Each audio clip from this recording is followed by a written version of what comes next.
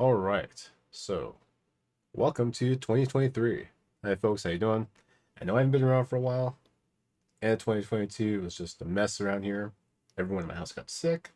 We were just down for the count, and I just had stuff to do. So I had no time to do any videos, blog posts, nothing. I pretty much took a bunch of sick time, and the last couple of weeks of the year off. I'm refreshed, I think, and ready to go. So let's get started and talk about something pretty cool here. I am going to uh, rewrite an app that I've written before in a simpler way, I think. So you may be familiar with, let me get off this real quick, just show you what I've got. Maybe you're familiar with this application I wrote here a while ago, showing how to use the ArcGIS API for JavaScript, which is now called the ArcGIS Maps SDK for JavaScript. I could be wrong. I think it's right. New name, same API, same features. Awesome project. Check it out. All right, so initially we wrote this so that because I got a lot of requests, and I mean a lot of requests, to show how to write a more involved React application, right? Like people wanted to see how to use Redux and frameworks and stuff. So okay, fine, I did it. But honestly, this application doesn't really need Redux. It's everything can be handled a little bit differently. So I'm going to do that today. But I'm going to start piece by piece. The first thing I'm going to do is move the API part, which, if I remember right, Pages API, Power Plants. Move this stuff into TRPC. Now, TRPC is pretty cool. Remote procedure calls, but typed remote procedure calls. Remote procedure calls are a little different than REST, right? REST as a standard isn't really standardized, and it deals more with like assets, right? So you're going to get a user or get a list of employees, and you might filter that down a bit with some query parameters and other things, right? IDs or whatnot. Yeah, so it's cool. It does some pretty cool stuff. All right, so it's interesting. The really cool part about it though is that you can write your code and you write your types as your code. So you get runtime validation as well as build time validation, right? So it works with TypeScript. It's great. Under the hood, well, not under the hood, but part of what it'll use is a library called Zod. Now, you'll see a little bit of it. I won't go into too much detail. So the first thing we're going to do is write that one small piece in TRPC, or take advantage of it with TRPC, right? And I'm going to go ahead and use this create-t3-app, which is a really cool project. It basically is going to scaffold a NextJS application using TypeScript, TRPC, and Tailwind. You also have the option of using some authentication and a Prisma. I'm not using those. I'm just sticking with TypeScript, TRPC, and Tailwind. All right, which is pretty cool. One thing to note is that right now TRPC does not, as far as I know, doesn't work with the experimental app directory of Next 13. If you don't know what that is, don't worry about it. But it works just fine with regular Next projects. It's experimental, so no big deal. So let's dive in, start rewriting some of this code and see what we come up with. Okay, so by default, this is the application you're going to it's going to be scaffolded for you using create-t3. You have a little hello from TRPC over here. So let's check out what that is coming from.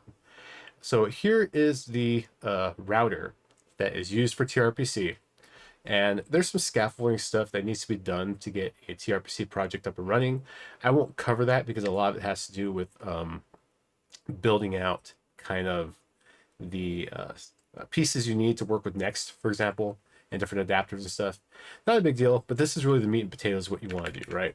So you create a router, and it's going to have a namespace. This one's hello, and it's going to take some input, right?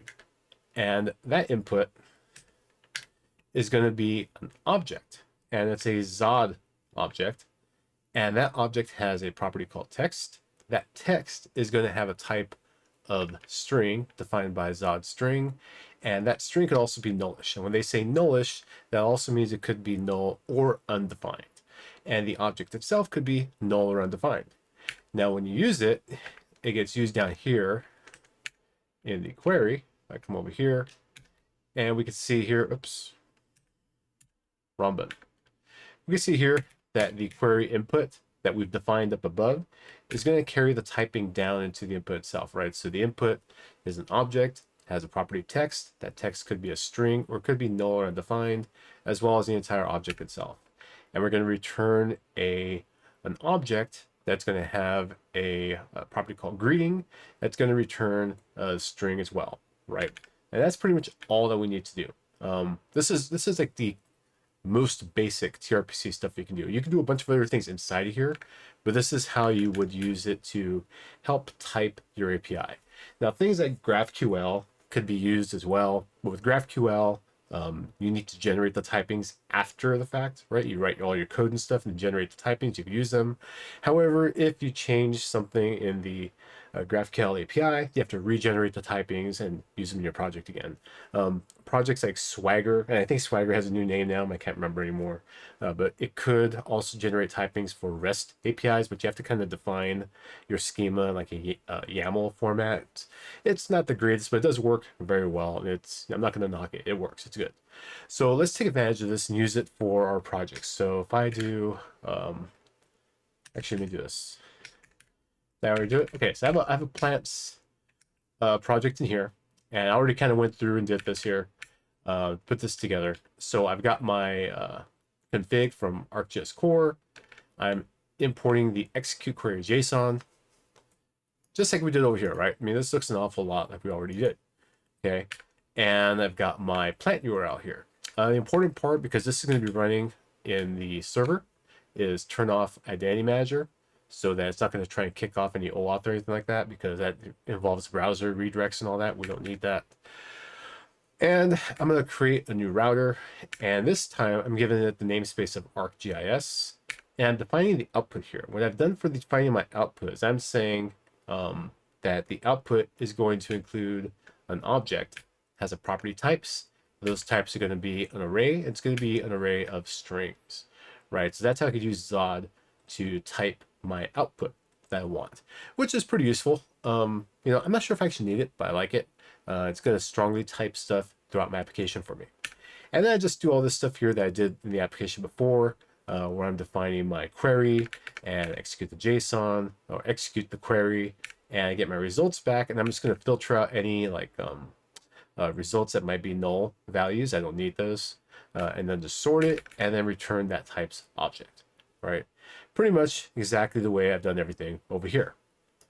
Okay, so now how do I use this inside of my project, right? So I actually want to go into this app one here. And you can see here, I'm bringing in the example router. And this is a router that's going to get used inside my application, the trpc router. It's going to make all the calls for me. And I even get to define a type definition here that TypeScript will be able to use to strongly type everything. So instead of bringing in the example router, I want to, and I wonder if this will work. Let me try this. If I just try to do an import of plants router, yeah, import it for me.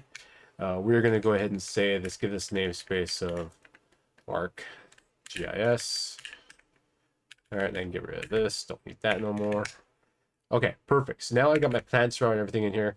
This should probably break. If I refresh this now, yeah, it's stuck loading TRPC query. It's waiting. It's not going to happen because I just changed the actual router using the application. So let's go to the part of the app where the router is used, right? So here we're using the old router, right? I'm saying give me hello from trpc.example.hello, and then use a query. So this use query method is how you would send request to the RPC call.